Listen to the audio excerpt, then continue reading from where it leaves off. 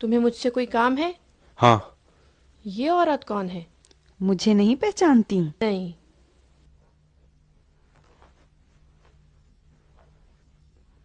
مجھے ام یزید کہتے ہیں۔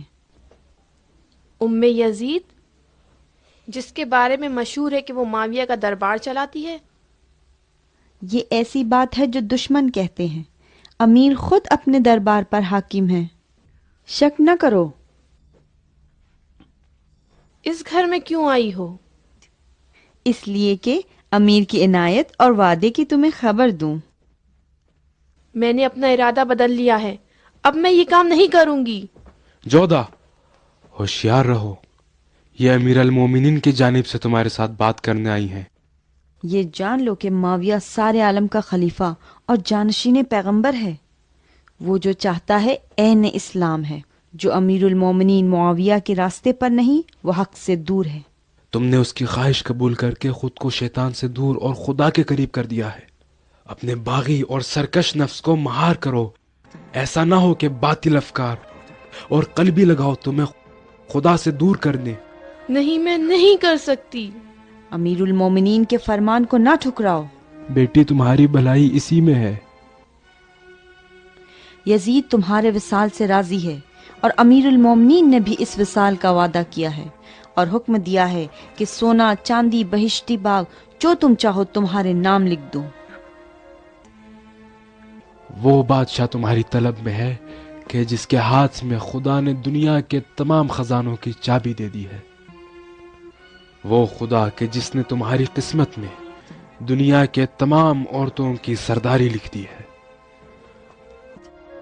اس دن جب ابا محمد ابوالحسن کے جانشین تھے تو تم ان کے گھر گئی، اور آج جب یزید تخت خلافت کی جانب بڑھ رہا ہے تو تم ان کے گھر جاؤ گی۔ تمہیں عرب کی عورتوں کی سردار ہونا چاہیے۔ لڑکی، اس ستارے کو تمہارے لیے آسمان سے لیا ہے، اسے ٹھکراؤ نہیں۔ شک نہ کرو۔ میں کیسے یقین کر لوں؟ کس چیز کا؟ یہی کہ امیر اپنے وعدے کا پابند رہے گا۔ کیا چیز تمہیں مطمئن کرے گی؟ نہیں معلوم۔ میرے باپ نے کہا کہ وہ امیر کا دوست اور ہم پیمان ہے، اور امیر نے کبھی ان کے ساتھ بدعہدی نہیں کی، لیکن اب تو وہ مر چکا ہے۔ اگر امیر رسمی طور پر وعدہ تمہیں لکھ کر دے دیں تو تم قبول کرو گی؟ ابن عمر، ہاں، تحریری طور پر عہد نامہ لکھا جانا چاہیے۔ کوئی عہد نامے کی ضرورت نہیں۔ تمہیں میری بات پر اعتماد کرنا ہوگا، اور ابھی فیصلہ کرو۔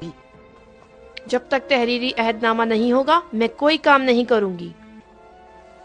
یہ کام دیر یا سویر انجام پا جائے گا۔ اچھی طرح سوچ لو، خاص کر اپنی قسمت کے بارے میں۔ پھر اس دن امیر المومنین کی رحمت اور ان کے لطف کی امید نہ رکھنا۔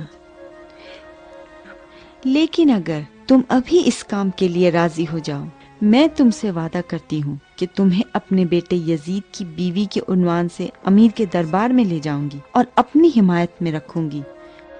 اب تم جانو۔ تم بے فکر رہو، اس سے پہلے کہ تم کچھ بھی کرو میں ام یزید سے لکھا ہوا عہد نامہ لے لوں گا۔ تمہیں پریشان ہونے کی ضرورت نہیں۔